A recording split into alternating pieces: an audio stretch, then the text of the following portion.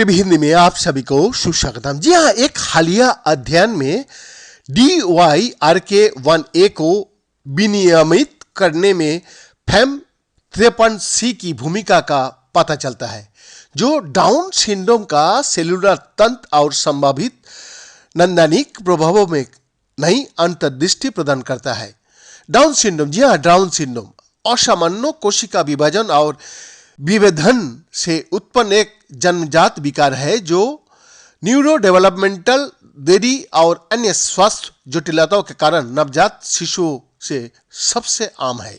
आनुवंशिक दोष protein kinase DYRK1A की शिथिलता का कारण ये बनता है, जो क्रोमोसोम 21 पर एनकोड किया गया है और डाउन सिंड्रोम और ऑटिज्म स्पेक्ट्रम विकार दोनों से गहराई से जुड़ा हुआ है। DYRK1A ने विभिन्न रोगों की इलाज के लिए एक लक्ष्य अणु के रूप में ध्यान आकर्षित किया है, लेकिन एंजाइम DYRK1A को विनियमित करने वाली विशिष्ट सेलुलर तंत्र को अभी तक स्पष्ट नहीं किया गया है।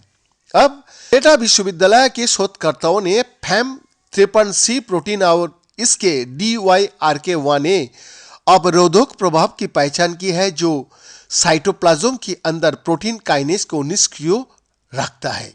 ट्रियो की ग्रेजुएट स्कूल ऑफ बायोस्टडीज के पहले लेखक जोशोही की मियाद कहता है, हमारी निष्कर्ष न्यूरो साइक्रियाटिक प्रणाली का समन्वय विकास और कार्यों में DYRK1A की इंटरसेलुलर नियामक तंत्र की महत्वपूर्ण भूमिका को प्रदर्शित करता है। आगे मियाता कहती है, मानव मस्तिष्क के अत्यधिक जटिल विकास और गतिविधि का आणविक विनियमन मुझे आकर्षित करता है।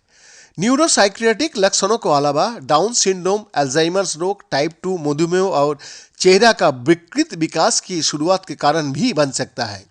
मियाता कहती है, DYRK1A के महत्व को देखते हुए हमने इसकी इंटरैक्टिंग समकक्ष के रूप में काम करने वाली संभावित अणुओं को पता लगाया है।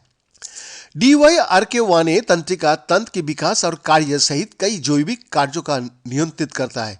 सेलुलर स्तर पर, जी हाँ, सेलुलर स्तर पर यह महत्वपूर्ण प्रोटीन कोशिका चक्र, कोशिका विभेदन, साइटोस्केलेटल गठन और DNA क्षति प्रतिक्रिया को विनियमित करने के लिए साइटोप्लाज्म और नाभिक में विभिन्न अन्य प्रोटीनों को फाइटोप्लास्ट कहता है। पिछले अध्ययन में DYRK1A के लिए एक प्रमुख वाइंडिंग प्रोटीन का रूप में DCAF7/WDR68 का पहचान किया गया। मियाटो की टीम ने DYRK1A की कार्य और सेलुलर स्थान को नियंत्रित करने वाली अन्य इंटरैक्टिंग प्रोटीन का उजागर करने के लिए मास स्पेक्ट्रोमेट्री का उपयोग किया। विशेष रूप से संरचनात्मक रूप से लचीला FAM53C प्रोटीन सीधे प्रोटीन फास्फोराइलेशन के लिए जिम्मेदार DYRK1 के क्षेत्र से जुड़ता है। जी हाँ, ये इंटरैक्शन DYRK1A की काइनेज गतिविधियों को कम करता है।